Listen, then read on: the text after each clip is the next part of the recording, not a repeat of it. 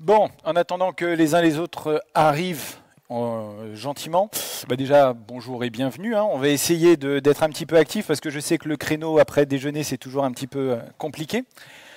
Alors, si vous êtes dans cette salle, vous faites partie de 36% des gens, c'est-à-dire 36% des gens qui s'intéressent de près ou de loin à HTMX. Alors bien évidemment, c'est un petit peu éloigné des 43% des gens qui s'intéressent à Svelte, par exemple. Et bien évidemment, en termes de pratique, il n'y a que 7% des gens qui, a priori, utilisent HTMX, du moins suivant ce State of Frontend 2024, 10 fois moins que les 70%, quasiment 70% de la célèbre librairie qu'est React. Et moi, j'aimerais bien savoir déjà pourquoi vous êtes rentré dans cette salle et pourquoi vous vous intéressez un peu à HTMX. Moi, j'ai découvert HTMX avec les mèmes. Voilà, Grug Brain Dev, qui a été créé par Carson Gross, le mec qui a créé HTMX. La première fois que j'ai lu ça, ça m'avait un peu explosé la tête parce que je me suis dit, ah, enfin quelqu'un qui met le doigt sur quelque chose qui me gratte depuis très très longtemps dans le domaine du développement web. Et puis après, la réflexion de fond, etc. est venue et je me suis intéressé à ce qu'il a fait, notamment HTMX. Et il faut savoir que c'est quelqu'un d'extrêmement présent sur les réseaux sociaux. Même cette conf, elle a été repérée par le créateur d'HTMX. Il est présent absolument partout sur tous les réseaux. Et je pense qu'il faudrait écrire une conf, notamment sur la veille technologique et les réseaux sociaux. Parce que ce mec-là, tout seul, il a réussi à faire une librairie qui est utilisé, certes, par seulement 7% des gens qui se sont déclarés sur le State of Frontend, mais c'est quand même 7% versus les 70% de React, par exemple, ou Angular, ou autre. Et ça a clairement fonctionné, puisque même au Basecamp, il y a 2 confs sur HTMX. Pas rien, ça. Donc, on va parler de quoi aujourd'hui? On va faire un petit constat sur ce que j'appelle le dev web moderne, et j'ai une conf entière qui explique pourquoi je mets des guillemets à moderne.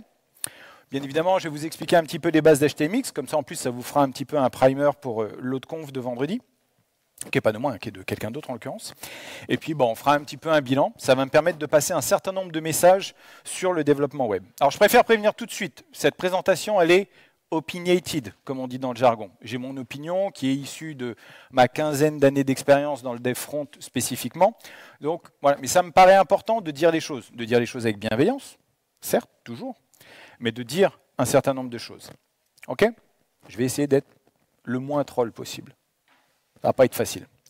Ça va pas être facile parce qu'on va parler des limites du toujours plus de JavaScript. Eh oui, il va falloir qu'on en parle. Parce qu'en fait, ça n'existe pas une application web, contrairement à ce qu'on a pu connaître dans le monde des applications, des clients lourds. Aujourd'hui, on parlerait d'Electron, ou avant, on parlait de Qt, de GTK, tout ça. Ça n'existe pas dans le web. Okay, vous avez une plateforme de distribution, par contre, de distribution de documents. Vous avez HTTP comme protocole, HTML comme document, CSS pour faire joli, et puis JavaScript de temps en temps pour faire un petit peu d'animation. Ou un petit peu de glue. Mais on n'a rien vraiment pour orchestrer tout ça, à part le navigateur, à part les API du navigateur. On a toute la partie routage dans les navigateurs, on a tout un tas d'API qui ont été rajoutés derrière pour gérer, je ne sais pas, les webcams, les machins. Maintenant, on fait même de la crypto, si on veut, à l'intérieur des navigateurs. Mais on n'a vraiment rien pour orchestrer ce qu'on appelle vraiment une application web. Et à un moment donné, on s'est dit, on a un langage qui est dans le navigateur avec sa propre VM, qui est extrêmement performante grâce au génie des gens qui ont fait V8 et compagnie. Et donc avec ce langage, ça serait bien qu'on puisse commencer à faire un petit peu tout ce qu'on faisait avant dans les navigateurs, mais forcément en mieux. Commencer à noter un peu les guillemets. Et donc on a commencé à réinventer la roue. On s'est dit, oui, quand on change de page, c'est un peu compliqué parce qu'en fait, il faut qu'on gère au niveau des URL, mais on perd le state d'une page à une autre quand on la recharge. Donc ça serait bien qu'on puisse stocker ce state. Voilà, donc on a pondu du JavaScript parce qu'on n'avait que ça à notre portée, on n'avait que ça en main pour pouvoir gérer le state. Ah oui, mais par contre, une fois qu'on a fait ça, mais qu'on rafraîchit la page, on perd tout. Ah ouais, c'est compliqué ça. Oui. Donc dans ce cas-là, ce qu'on va faire, c'est qu'on va gérer nos problèmes de SEO en commençant à faire du rendu côté serveur avec du client qui va charger du JavaScript, qui va se mettre à récupérer le state avec du transfer state et qui va le stocker dans son local storage. Ah ouais, mais on a un problème d'hydration d'ailleurs. Vous savez, les fameux problèmes d'hydration qui sont dans tous les sens. Ah oui, donc on va rajouter encore des couches derrière. Puis à un moment donné, on s'est dit, ouais, mais c'est un peu compliqué de faire du JavaScript en front et puis de faire d'autres langages en back. Donc là, on a commencé à coloniser le back parce qu'on s'est dit, ouais, on a un langage langage qui, a priori, permet de faire un petit peu tout et n'importe quoi. On en est même au stade de faire du CSS in JS. Et il y a un truc qu'on a commencé à faire aussi en même temps, c'est qu'à laisser les gens travailler sur le fait de réinventer la roue, ils n'ont plus le temps de s'occuper du reste, ils n'ont plus le temps de s'occuper du back-end. Et donc il y a eu cette espèce de split à un moment donné entre ce qu'on appelait avant le full stack, qu'on commence à redécouvrir aujourd'hui, en front et back. Et ça, la loi de Conway, elle adore. La loi de Conway, elle adore ça, parce qu'elle dit, ah, ok, bon, maintenant qu'on a séparé les gens en deux équipes, les fronteux, ils vont turbiner sur tout ce qui est front. Surtout, il ne faut absolument pas les déranger avec des sujets un peu crades, comme, je sais pas, les bases de données, l'authentification, ce genre de choses. Non, non, il faut qu'ils turbinent à faire du front, et on va laisser les backeux travailler correctement. Et au milieu de ça, quand même, parce qu'il faut quand même que les gens ils discutent, il faut qu'ils s'échangent des données. Au milieu de ça, on a utilisé la seule chose qu'on avait à notre disposition à ce moment-là, à savoir du JSON. JavaScript, Object Notation. Et comme on était en train de réinventer la roue côté front, on s'est dit, ah bah oui, en fait, et si on crée une industrie entière autour du JSON? Un format qui est extrêmement fragile. Vous oubliez une double cote à un moment donné, l'entièreté du parsing explose. OK? Mais on s'est dit non, on va rajouter ça. C'est un format qui n'est même pas typé. Donc on s'est dit, ah oui, bon, on va commencer à le typer. On a créé une industrie entière, OpenAPI, Zod, GraphQL. On a créé tout un truc autour de ça, histoire de dire, ouais, on a cassé un truc avant, mais c'est pas grave. On est tellement dans le fait de réinventer la roue que on va continuer à la réinventer. On va créer toute une industrie autour de ça. Et à un moment donné, ça fatigue. À un moment donné, ça fatigue. Le fait de passer d'un framework à une autre, parce que bien évidemment, chaque framework est révolutionnaire, et même à l'intérieur d'un framework, chaque nouvelle version majeure est révolutionnaire. On passe d'un modèle où on avait les fichiers HTML d'un côté, les fichiers JS de l'autre, à un moment donné, on met tout en single file component. On passe d'un moment où on dit on avait des classes avec des lifecycles, des méthodes de ce genre, et puis après on dit ah ben non, mais ça c'est tout pourri, on va faire des fonctions, parce que la programmation fonctionnelle, c'est à la mode en ce moment. J'adore ça, c'est pas la question. Puis à un moment donné, on s'est dit, ah ben non, mais en fait, on va aller encore plus loin. On va commencer à utiliser des hooks. Et à chaque fois, il faut suivre. À chaque fois, il faut se mettre à jour. À chaque fois, il faut réécrire. Et moi, à un moment donné, je me suis dit, et pourquoi? Est-ce que vraiment on y gagne? À la fin, qu'est-ce qu'on a? On a ça. Alors oui, je sais que LinkedIn, c'est le mal. Non, mais pas de problème. Et ça, je le vois tout le temps. Et il n'y a pas si longtemps que ça, moi, j'étais encore à l'ADSL. Okay, ça, je le voyais très souvent. Depuis que je suis passé à la fibre, je le vois à peine moins souvent. Donc, ce n'est pas un problème de réseau. C'est vraiment un problème de on bourre, et à la fin, on ne sait même plus comment ça fonctionne. Ça, c'est un petit graphique que j'aime beaucoup, qui date de 2016 et qui montrait que la page moyenne du web était équivalente à la taille de Doom. 2016. Aujourd'hui, je me demande si on n'a pas atteint la taille de Doom Eternal. À voir. À regarder. Parce que moi, je fais partie des gens qui regardent ce qu'il y a dans les requêtes.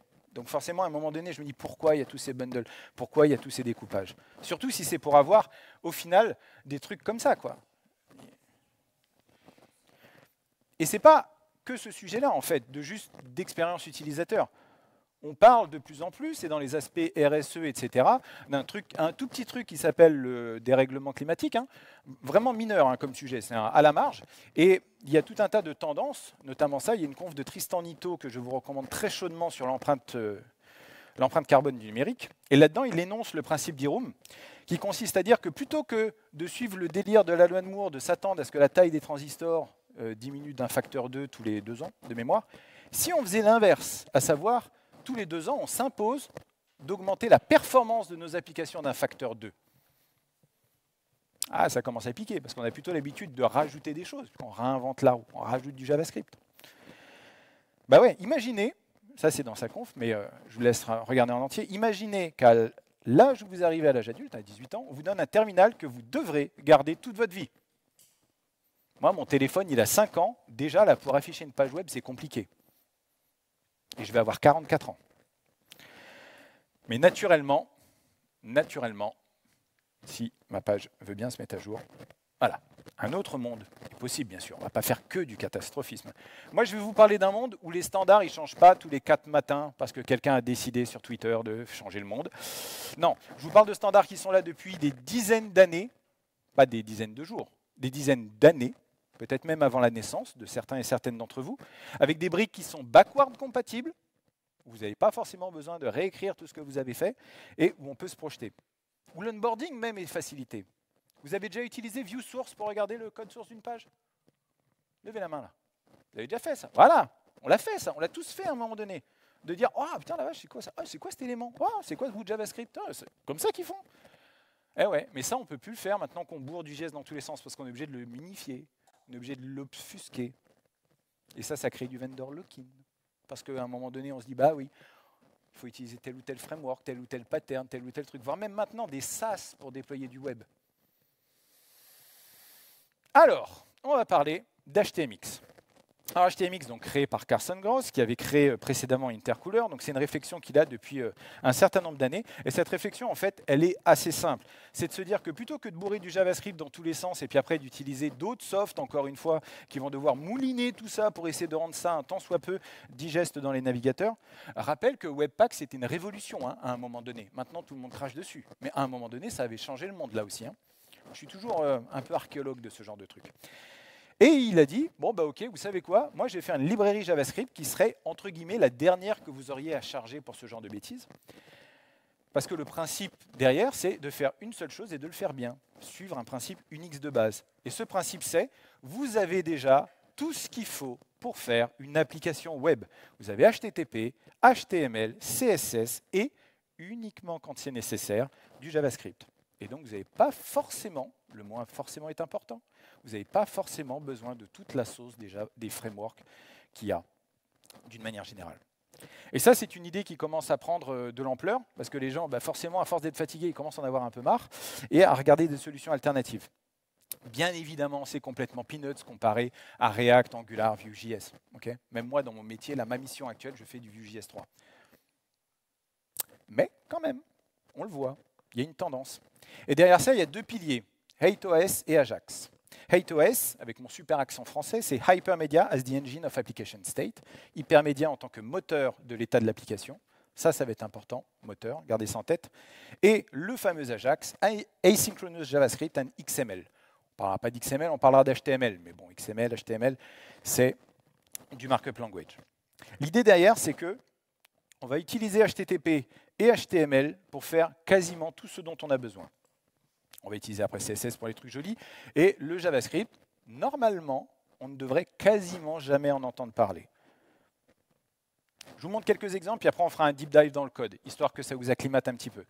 Un bouton avec un hxPost et un hxSwap. Donc ça, c'est deux attributs qui sont in fine avec HTMX. Une fois que vous avez chargé la librairie HTMX, il percute sur ces attributs-là. Et ça va être tout bête. Je clique sur le bouton, ça va faire une requête post vers /clicked. Et le HTML que je récupère, pas le JSON, le HTML que je récupère, je vais remplacer le bouton avec outer HTML. Vous allez voir, c'est con comme la lune. Et c'est ça l'idée, c'est que ce soit con comme la lune. On arrête de se prendre la tête. Un truc un peu plus différent, on a une table avec un tbody qui est un ID result, on a un formulaire en dessous, vous imaginez que c'est un formulaire qui contient des champs, etc. Quand on soumet le formulaire, ça va faire un post vers /postform, et le HTML qui est renvoyé, il est mis avant la fin de l'ID result. On utilise la syntaxe un peu CSS, la dièse result pour l'ID. Donc ça, on ajoute le contact, ça va la rajouter en Ajax, asynchronous JavaScript, pour récupérer le HTML, et ça va le mettre à la fin, avant la fin du tbody. Cet exemple-là, je l'aime beaucoup. Quand cet élément, donc un table row, un TR, apparaît dans le viewport, revealed, en termes de trigger, on nous met automatiquement une requête get vers /contact page 2, et le HTML qui est récupéré, on va le mettre avant la fin. Ça, c'est un infinite scroll. Je récupère, parce que les autres éléments HTML vont eux-mêmes porter des HX trigger, des HX get, etc. Parce que c'est ça l'idée, c'est que les éléments portent ça. Je vous fais un cas un petit peu plus complexe, mais on le verra après dans le code. Donc je passe, mais c'est pour commencer à vous montrer comment ça fonctionne. Là, on retrouve un petit peu le concept de la table avec un thead, tbody pour mes histoires de contact et mon formulaire en dessous. Là, imaginez que quand on fait le post vers contact, la requête elle est traitée pour ajouter le contact en base de données, etc. Enfin, les opérations sérieuses des gens sérieux. Et après, il renvoie du HTML. Et dans ce HTML, avec la requête qui est renvoyée, donc la réponse, requête, réponse, dans la réponse, vous imaginez qu'il y a un en-tête HX trigger qui contient new contact. Et là, là-haut, il y a un trigger qui est new contact. Et donc, quand l'event bubble, parce qu'il y a un en-tête qui est récupéré de la réponse, l'event bubble, le trigger se déclenche, automatiquement le hxget, il se déclenche, il fait un get contact table. Donc vous rajoutez le contact, ça met à jour la table en entier. C'est un exemple un peu différent, mais c'est pour vous montrer en fait qu'on peut utiliser les en-têtes en entrée et en réponse pour communiquer des choses. Et vous verrez, on a des exemples qui sont assez fun là-dessus, notamment avec les erreurs. Parce que ça, les erreurs, c'est ce qu'on ne gère jamais. Donc c'est ça qu'il faut savoir gérer correctement. Donc j'ai fait un petit POC que je vais vous montrer. J'avais le choix des armes en termes de langage. Alors il faut savoir que ce n'est pas une conf sur HTMX, hein, c'est une conf sur NeoVim et Rust. Voilà, donc vous en faites pas. Il va y avoir une indoctrination, c'est très léger, vous n'allez pas vous en rendre compte. C'était juste un prétexte. À savoir que j'ai eu de très très bons retours de gens qui faisaient du HTMX avec Go et notamment Temple. Et voilà, mais bon, il y a plein de manières de faire. À partir du moment où vous avez du back-end qui est capable de renvoyer du HTML, a priori, HTMX, c'est sans souci. Django aussi. Django, HTMX, ça marche très très bien. Donc ça va être quoi? Ça va être un petit front en HTML avec des web components, parce que je m'étais posé la question, est-ce qu'on peut faire du HTMX avec des web components? Je ne spoile pas, si j'en parle. Et du CSS, je suis un peu feignant, j'ai pris du Bootstrap, hein, vous m'en voudrez pas. Et puis du JS, juste là où j'en ai besoin, pas pour tout faire. Puis un backend en Rust, bien évidemment. Alors, je vais vous montrer ça. Je vais passer en... Oui, pardon. Je vais passer en clone, c'est quand même vachement plus simple comme ça. Conserver les modifs. Voilà. Vous voyez bien là? Ça va? C'est pas trop gros? Pas trop petit? Ouais, top. OK. Hop, on va faire ça. Donc je vous montre d'abord l'appli. Oui, c'était ça l'idée en fait, Stéphane. Hop, je vous montre d'abord l'appli, à quoi elle ressemble. Alors, voilà, un truc tout bête avec une barre de navigation. J'ai un petit formulaire là avec mon truc de contact, etc. que je vous détaillerai après. Un petit truc de fil d'Ariane, parce qu'on m'avait posé la question comment on peut gérer un fil d'Ariane avec un step 1, step 2 et puis des boutons un tant soit peu dynamiques suivant qu'on est sur le 1, le 2, le 3.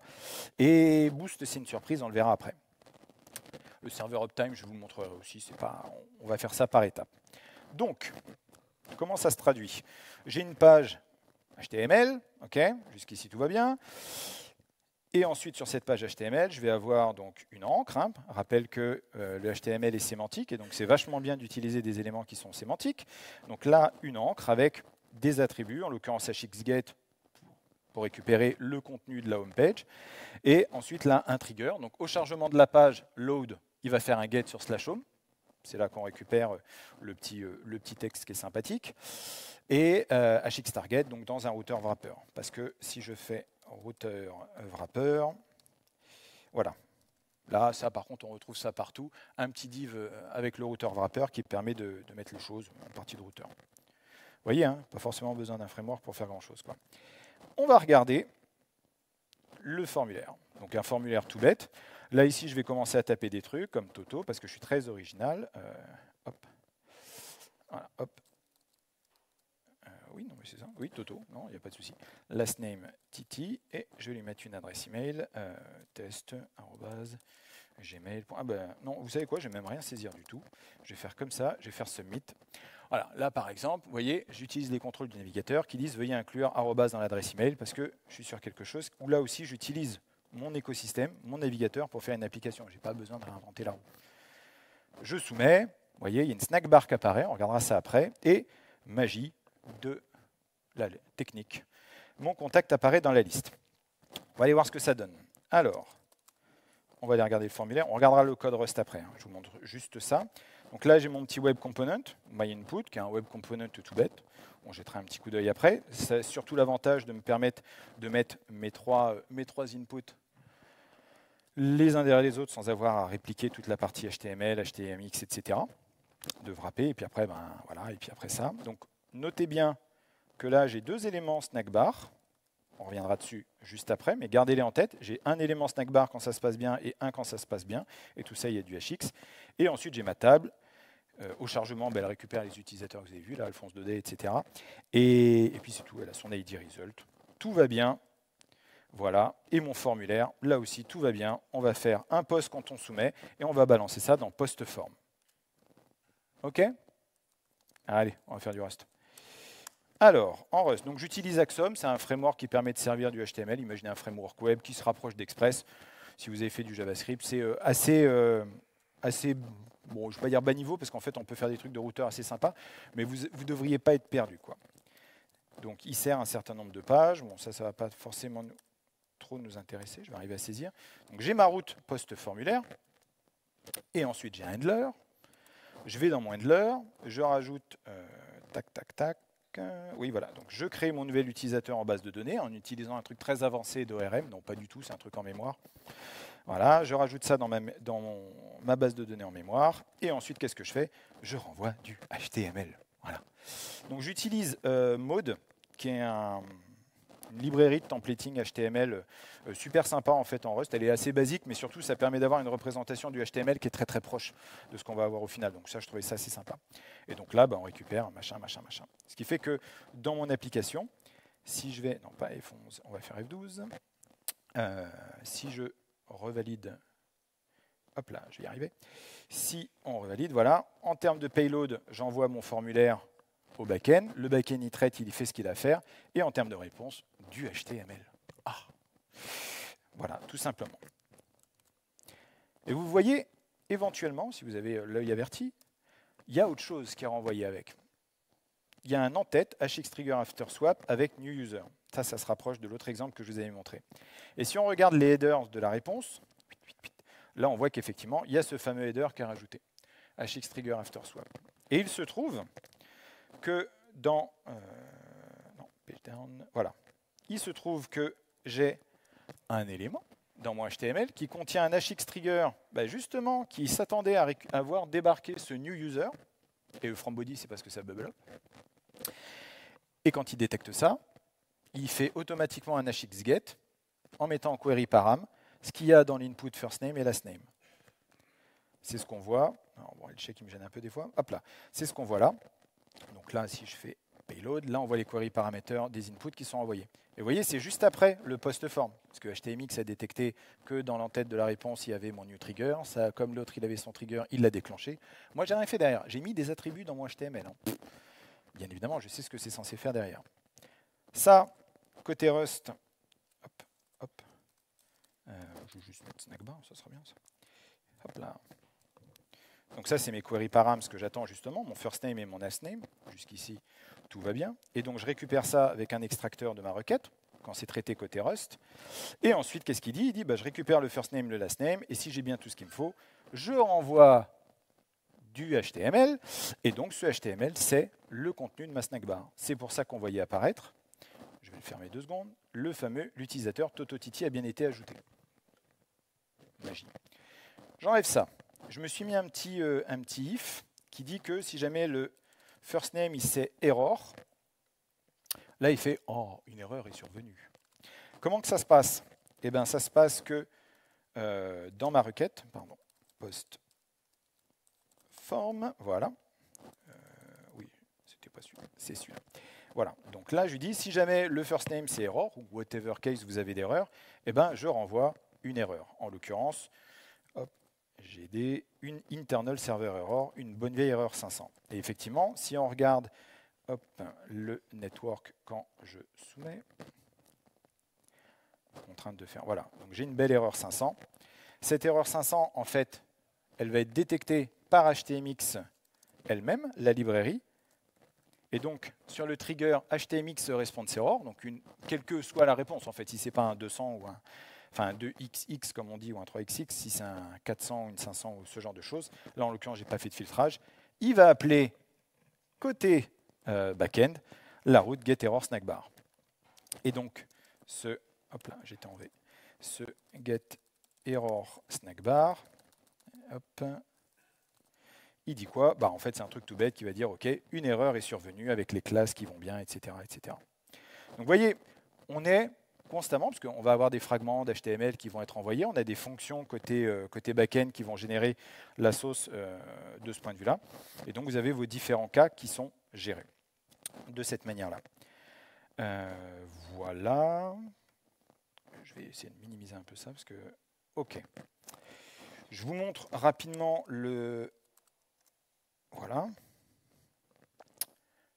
Alors, Alors, tac, tac, tac, je vais essayer de voir ce que j'ai... Oui, voilà, donc ça c'est un web component tout bête. L'avantage, c'est qu'il me permettait de gérer, vous voyez, ça c'est tout le inner HTML qu'il y a dans ça, donc ça m'évitait d'avoir à dupliquer ça 3 fois, donc ça c'était plutôt cool.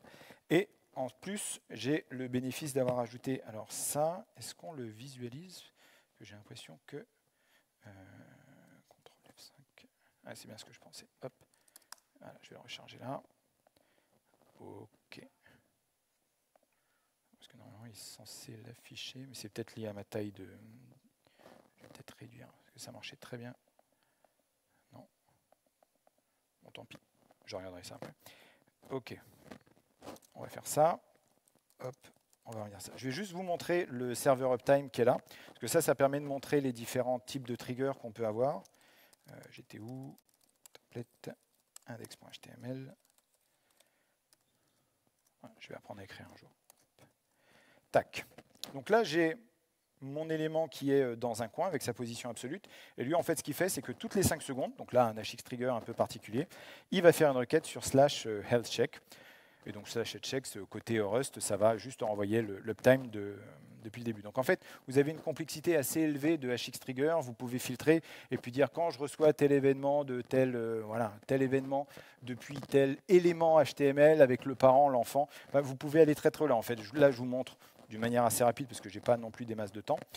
Mais vous pouvez aller très très loin sur la précision que vous pouvez avoir sur les différents événements. Mais toujours avec des hxget, hxpost, hxtarget, hxinclude, ce genre de choses. Le breadcrumb, c'est un petit peu la même chose. Si je vous montre le template de la partie field Ariane, dirait-on, voilà, c'est un truc tout bête qui dit que quand je charge, donc ça c'est dans le routeur, hein, bien évidemment, quand ça c'est chargé dans mon viewport, hxtrigger load, je vais récupérer le premier step et je balance tout ça dans mon breadcrumb container qui est juste en dessous. Donc là, pareil, si je vais voir côté Rust, je vais aller voir mon get step 1 et là j'ai une fonction un petit peu abstraite. Bon, après je ne me suis pas trop pris la tête, je savais que j'avais 3 steps, donc je n'ai pas fait un truc vraiment très élaboré, où je dis je vais générer mon header de field Ariane, donc la partie step 1, step 2, step 3 avec les bonnes encres derrière. Ça, je le fais à ce niveau-là. Donc voilà, un truc assez bateau. Je vais dire, ça c'est un élément actif, ça c'est un élément inactif, etc., etc. Mais bon, après, voilà, arbitrairement, vous pouvez faire ce que vous voulez. Mais vous voyez, là, ma fonction, ça n'est qu'une proc macro sur du HTML qui va contenir des morceaux de Rust au milieu, mais je suis sur du HTML. J'ai un élément nav. C'est bien, hein, les sémantiques. Ce genre de choses. Et pareil, au niveau du footer, mes fameux boutons Previous, Next, etc., je les ai très bien. Voilà pour ça. Je vais un peu vite, mais c'est vrai qu'après, on n'a pas forcément beaucoup de temps sur les autres sujets, et puis je voudrais garder du temps pour les questions. J'imagine que vous en aurez. Voilà, donc au final, sur ces éléments-là, il y a de boost qui je dois vous montrer encore, mais voilà. D'une manière générale, c'est ça. Vous allez avoir du chargement, des hxtriggers qui vont récupérer des bouts d'éléments, qui vont les renvoyer derrière. Là, par exemple, je voudrais quand même montrer ça. F12. Hop, je vais mettre juste test. C'est ça, il ne l'a pas envoyé, donc je ne sais pas, il n'a pas réussi à le charger. Hop, ça doit être my bad. Ouais, ok. Tant pis. Alors, Boost, c'est un cas qui est intéressant, parce que c'est une fonctionnalité qui était relativement récente, notamment quand je l'avais fait. Boost, en fait, va me permettre de démontrer quelque chose dont on ne parle plus, en fait. On parlait beaucoup il y a quelques années, peut-être même beaucoup plus d'années que ça, mais dont on ne parle plus trop, qui est le Progressive Enhancement, l'amélioration progressive. Et là, je vais faire quelque chose qui, a priori, aujourd'hui, si j'ai bien tout compris, est considéré comme étant une hérésie. Mais moi, je suis un hérétique. Je vais désactiver JavaScript. Ah, gasp. Voilà. Oui, non. Et je vais faire, et bien évidemment, un CTRL F5. OK. Donc, bien évidemment, le reste de mon application ne fonctionne plus, parce que, voilà, elle est toute pourrie. Et je clique sur Boost, et là, ça marche. Il avait tout prévu. Alors, je vais vous expliquer pourquoi ça marche. Oui, j'avais mon template index.html qui n'était pas loin. Là, on va aller chercher Boost. Là, vous voyez, j'ai un href avec get/boost. Alors que si vous regardez mes autres, par exemple, je prends le breadcrumb, il y avait un href avec dièse. Alors oui, je le dis peut-être aux plus jeunes d'entre nous, href, c'est pas fait que pour contenir dièse. On pourrait croire, hein, avec les frameworks modernes, parce que JavaScript, tout ça. Bah ouais, mais non. Href, c'est censé contenir un hyperlien, comme on disait. Et le truc, c'est qu'avec Boost, en fait, il se passe un truc assez sympa, et je trouve assez ingénieux de la part d'HTMX, c'est que HTML, c'est extrêmement résilient. Vous pouvez envoyer des attributs qu'il ne connaît pas, il s'en fiche, il ne va pas les traiter. Vous pouvez lui envoyer des éléments qu'il ne connaît pas, il va les traiter un peu comme des divs. Il va faire ce qu'il peut, le HTML. Rappelez-vous que le JSON, vous le regardez juste un peu méchamment, il explose.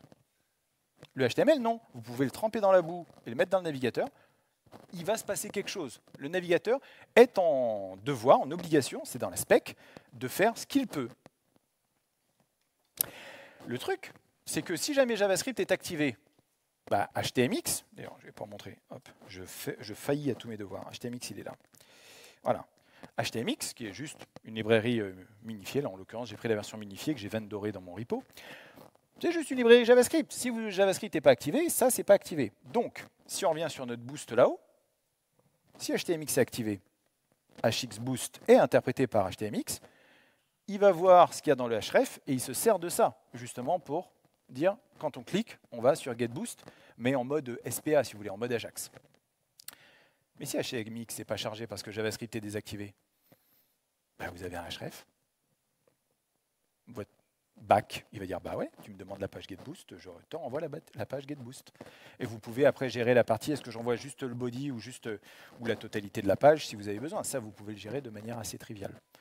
Et d'ailleurs, si vous renvoyez, là j'ai fait le test en l'occurrence, ce que je renvoie avec getBoost, c'est l'intégralité de la page. HTMX, si le JavaScript est activé, est suffisamment intelligent pour dire je ne prends que le body et je mets ça.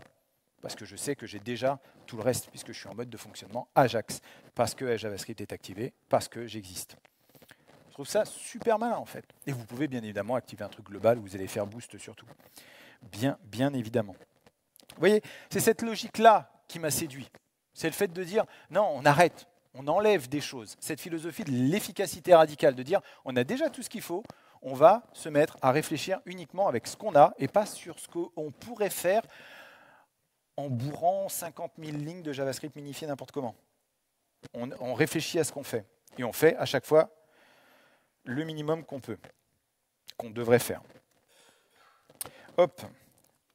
Je vais réactiver le JavaScript parce que sinon je vais l'oublier et puis après je vais rager. Quand même, parce que malheureusement, 7%, vous avez vu, des gens qui utilisent. Le reste c'est compliqué. Il est où mon... je le remettrai après. J'en ai pas spécialement besoin. Alors à savoir, je vous donnerai tous les liens à la fin, si ça vous intéresse. Il était là. Si ça vous intéresse, je vous donne tous les liens à la fin. Là, j'ai fait ça en HTMX et Rust. J'ai fait aussi une version un petit peu plus simple, avec du Bun et du Fastify en TypeScript.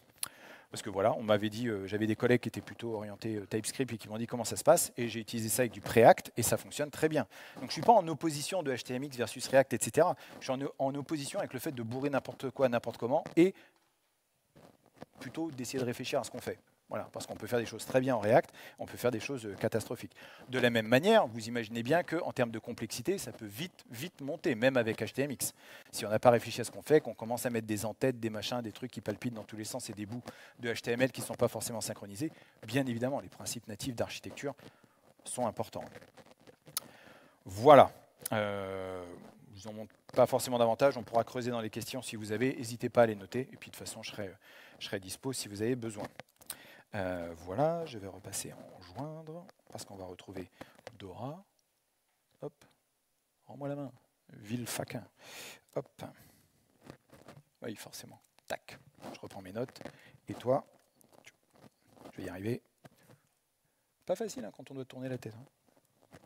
Je vous jure, technologie. Ok, voilà pour la démo. Alors, bon, c'est bien, hein non, ça change un peu de ce que vous voyez en termes de front. Et là, vous réfléchissez 2 secondes et vous dites, Stéphane, t'arrêtes pas de causer depuis tout à l'heure, là, tu nous as montré des trucs, mais en vrai, c'est PHP que tu viens de nous montrer. Hein, ça devrait quand même... Hein. Bah ouais, mais alors déjà, d'une part, il faudrait qu'on arrête de dauber un peu sur PHP, parce que ça s'est quand même bien amélioré. Et je trouve ça normal qu'à un moment donné, on ait fait un détour, parce qu'à l'époque, la situation n'était pas ce qu'elle était, et qu'aujourd'hui, ça a changé, bien évidemment. Et il y a tout un tas de frameworks, que ce soit côté, bah oui, je parle de Django, de Ruby on Rails, etc., qui sont tout à fait compatibles avec HTMX et qui continuent de vivre très très bien, qui évoluent des fois à leur train de sénateur pour certains, et ça se passe très bien. Et puis les gens qui s'en servent, ils ne sont pas en train de couler une bielle parce qu'il y a une nouvelle version majeure de X ou Y qui est sortie, puis il faut vite se dépêcher parce que l'autre ne sera plus maintenu dans 6 mois, quoi. Et ouais. C'est ça en fait derrière, c'est vraiment une question de philosophie. Parce que trop souvent en fait dans notre domaine du front, on a tendance à mettre sous le tapis un certain nombre de choses. Moi je me rappelle très bien de la fameuse transition AngularJS vers Angular où tout le monde a dit « Ah ben non, pour la peine on va faire du React parce qu'Angular c'est de la daube ». Et en fait non, Angular ils arrivent à la version 19, ils sont stabilisés, ils ont des signaux maintenant, donc tout un tas de nouveaux paradigmes et tout l'écosystème a suivi un petit peu. Alors ça s'est pas fait des fois très bien, mais ça continue de vivre. Et on a un peu trop tendance à mettre sous le tapis et puis à dire « Ok, ça c'est pourri, je passe à la suite ». Quand on commence à avoir quelques années, et je pense que j'ai oublié plus de frameworks que peut-être la plupart d'entre vous n'en ont appris, très honnêtement, vraiment, au bout d'un moment, ça fatigue, quoi. Dépasser la quarantaine, c'est dur de se dire « Attends, non, pourquoi ? Je vous remonte le LinkedIn, là, avec tous les problèmes d'hydration. Pourquoi on fait tout ça ? Alors qu'on pourrait peut-être faire plus simple. » Et ça oblige à revenir à un truc que je trouve assez fondamental, à savoir arrêter de penser qu'on peut séparer les gens en front d'un côté et en back de l'autre. Je pense qu'il faut qu'on se repose la question du full stack.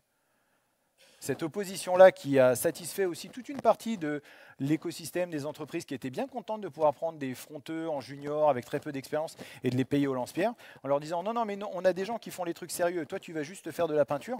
Ouais, ça je pense que ça a été extrêmement détrimental pour l'ensemble de l'écosystème. Parce que derrière ça, en fait, on a oublié quelque chose, à savoir qu'on est des développeurs et des développeuses. Ça veut dire quoi développer ? Ça veut pas, c'est pas marqué, on est là pour pondre du code en fait. On est là pour développer une solution. Nos utilisateurs, ils n'en ont absolument rien à faire de savoir qu'on a utilisé Vue.js 3.4, React 19, ou même HTMX d'ailleurs. Ils n'en ont absolument rien à cirer. Les utilisateurs et les utilisatrices, ils veulent un service qui soit rendu le plus rapidement possible, pour le moins cher, et qui soit le plus résilient dans le temps. Ils sont compliqués, les utilisateurs et les utilisatrices. On aimerait bien faire sans, mais ils existent, donc on va faire avec quand même. Mais on n'est pas là pour se faire plaisir avec la technique, on n'est pas là pour clore du ticket Jira ou autre. On est là pour développer une solution à un problème. Et aujourd'hui, quand j'entends parler de la disparition des métiers de développeurs, etc., avec les LLM et tout, je rigole, bien évidemment, beaucoup. Parce que oui, il y a certaines parties qui vont pouvoir être accélérées, et certainement pas l'écriture des tests unitaires, mais le fait de réfléchir à ce qu'on fait, ça, je pense que c'est intemporel.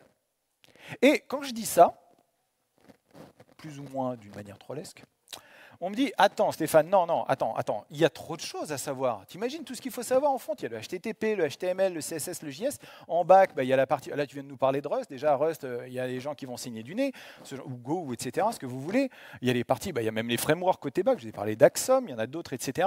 Et puis après, il y a la partie, il y a les bases de données, t'imagines. En plus, on a des ORM qui sont un peu les frameworks du back, en fait, on ne va pas se mentir, quand il s'agit de réinventer la roue du SQL. Non, il y a trop de choses à savoir. Ouais, mais moi, je ne suis pas d'accord avec ça. Je ne suis vraiment pas d'accord. On s'est imposé le fait d'avoir trop de choses à apprendre. On s'est imposé d'avoir toutes ces briques-là à apprendre. Plutôt que de réfléchir aux problèmes qu'on avait devant nous et de réfléchir aux solutions, on s'est dit « Ouais, non, en fait, ça a l'air vachement bien, ce truc qui a été vendu par tel influenceur sur Twitter, ou que j'ai vu à la dernière déconf. Un truc super qui s'appelle HTMX, qui a été présenté par Stéphane. » Mais non, ce n'est pas ça qu'il faut retenir. Il faut retenir qu'on a une obligation un peu morale vis-à-vis de nos clients, d'une manière générale, utilisateurs et utilisatrices, c'est qu'on doit résoudre leurs problèmes. Et s'il y a trop de choses à savoir, peut-être qu'il y a peut-être pas mal de choses à oublier. L'idée derrière ça, c'est de revenir à l'idée de MVP, d'itération. Ça, j'aime beaucoup. À chaque fois que j'arrive dans une entreprise, un nouveau client, etc., je leur dis, mais attendez, est-ce que vous êtes en mode itération MVP? C'est quoi votre prochaine itération? Là, on est en train de réécrire tout notre truc Java, Spring, machin, etc. On est en train de le faire en TypeScript dans tous les sens, et on va livrer ça dans 1 an et demi. Non. Non, les enfants, non. Vous avez un truc en Java qui fonctionne en Spring, je ne sais pas, c'est pas moche, Spring, il n'y a pas de problème, quoi. Et très souvent, on tombe là-dedans, on tombe dans cette espèce de JavaScript fatigue parce qu'on s'impose tout ça. Moi, l'idée derrière, c'est de vous dire, front et le back. C'est ça votre application web. C'est ça que ça devrait être votre application web. Votre réflexion en termes de développeur, développeuse, ça devrait être ça. Les considérations front et back, les différentes NFR, les non-functional requirements qu'il y a autour, que ce soit l'accessibilité. Hein, je vois que très souvent l'accessibilité, c'est peut-être que le framework qui le gère, mais en tout cas, nous, on va mettre 2-3 balises ARIA comme ça, et puis le reste, c'est de la soupe de div. Hein, on n'a pas réfléchi à ce qu'on faisait. On l'a vu. On l'a vu, ce genre de choses. C'est important de regarder les flame graph. C'est important, comme pour LinkedIn, d'aller voir les problèmes d'hydration, les trucs, etc. Il faut arrêter de balancer 50 milliards de requêtes en même temps en disant ah ben non, mais c'est le framework qu'a fait. Non, à un moment donné, non. Là, j'ai vu les dernières histoires de Progressive JSON, de streaming, etc. Je me dis oui, on va commencer à balancer tout un tas de flux, de WebSockets, etc. dans le navigateur. Et ça va très bien se passer quand on est en usage mobile en Afrique.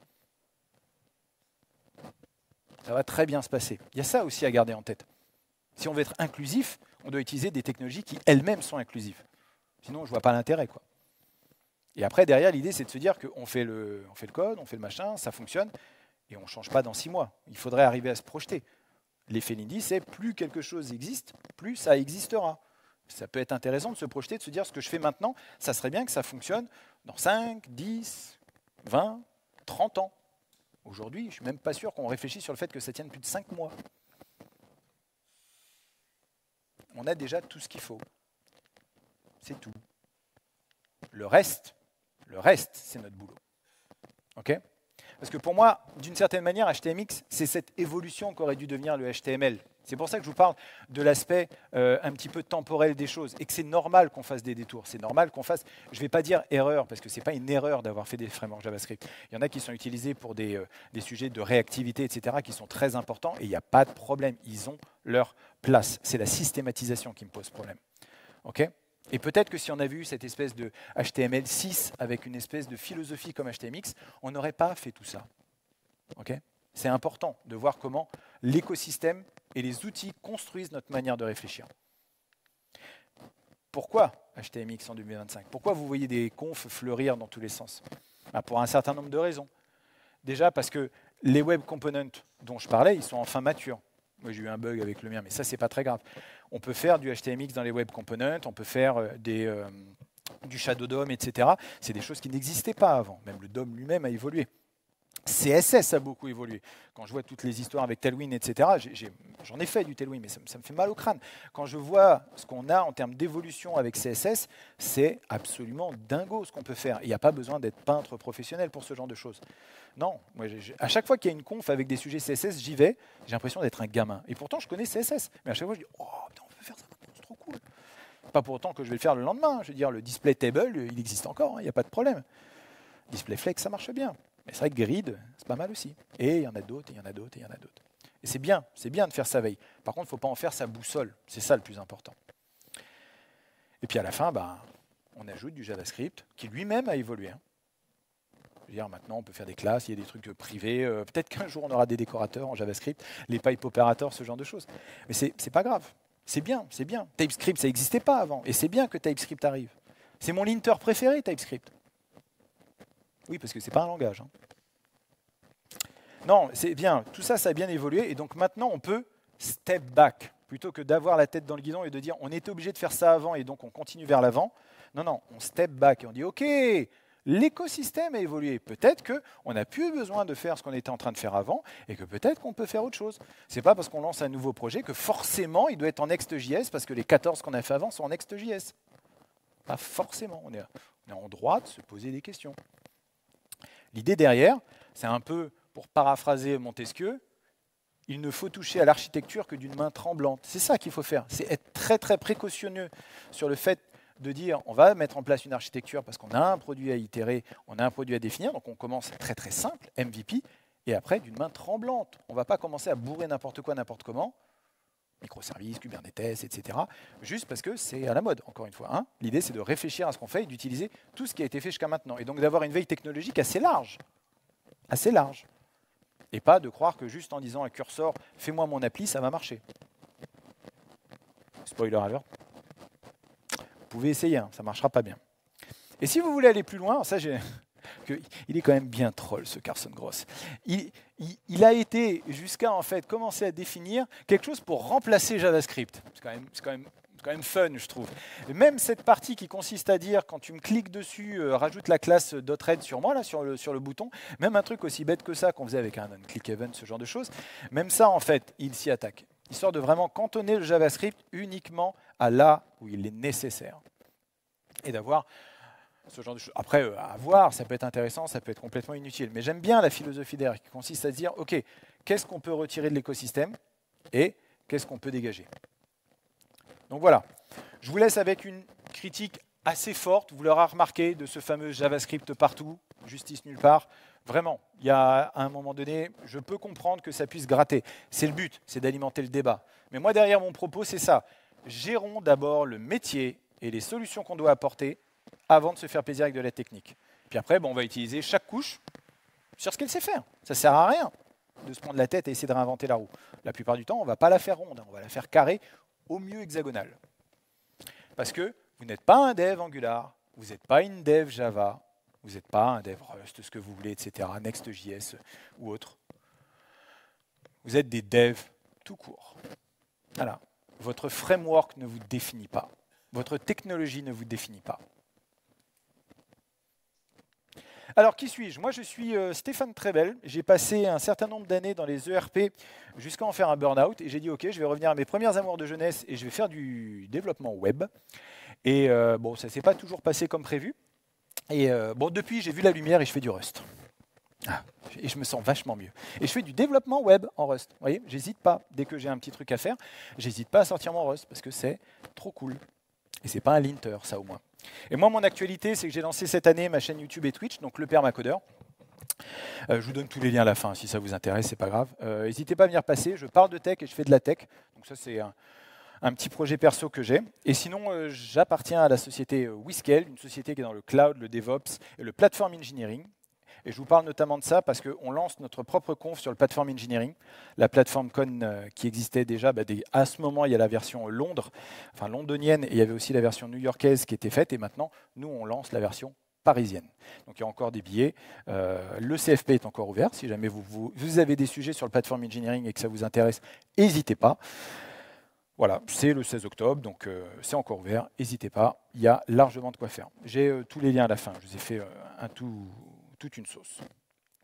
Voilà, merci à vous. Vous avez à gauche un petit bento avec tous les liens de la conf, les POC, les machins, le GitHub, le truc, etc., les YouTube, les Twitch, enfin voilà, la totale, je vous ai fait ça. Et à droite, les feedbacks de la conf. Merci beaucoup à vous.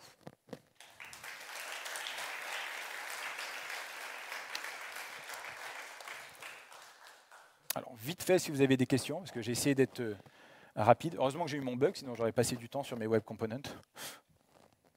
Après, si vous avez des questions, après, n'hésitez pas. Je suis là encore aujourd'hui, il n'y a pas de souci. Et j'ai trop soif.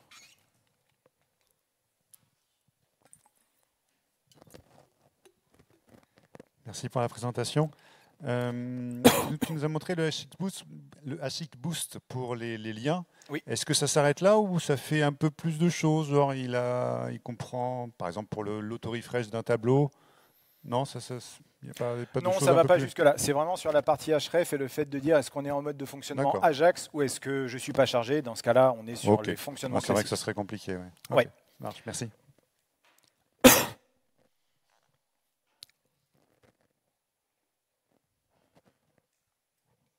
Bonjour, merci. Je veux savoir, pour la partie trigger, etc., comment est-ce que tu débugs ça? Est-ce que c'est genre tu débugs ça dans la loupe de la librairie JS? Est-ce que c'est le côté back? Comment tu débugs? Oui, alors j'ai eu le cas effectivement, notamment quand je voulais faire des triggers avec des delays de 500 millisecondes, ce genre de choses, des espèces de simili debounce comme on fait. C'est pas évident à débugger. Ça m'arrive des fois d'aller regarder le code de HTMX. D'ailleurs, c'est assez intéressant, c'est un fichier JavaScript, HTMX, minifié ou pas minifié. Ça se lit bien évidemment assez facilement quand on en a fait.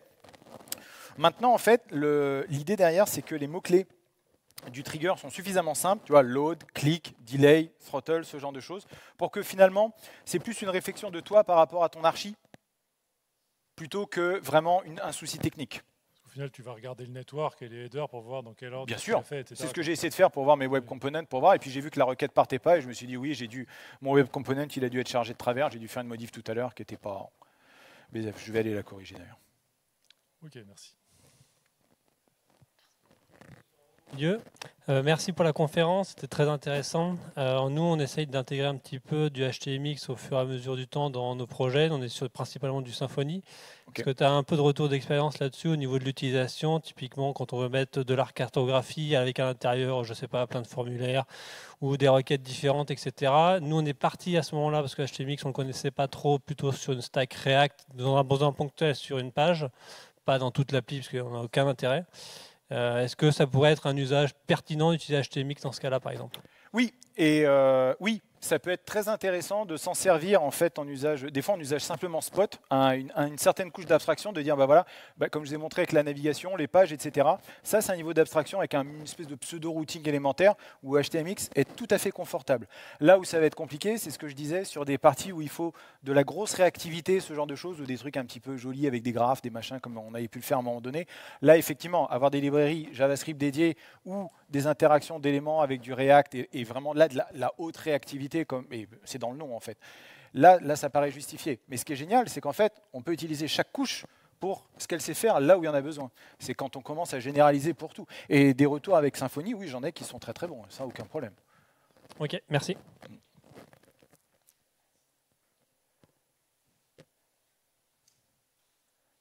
Je me demande d'ailleurs si salaire.dev n'avait pas été fait, le site là, pour on compare les salaires, qui est fait avec HTMX justement. J'avais discuté avec le mec qui l'avait fait au DevFest. Je me demande si c'est pas du Symfony, mais j'ai un gros doute.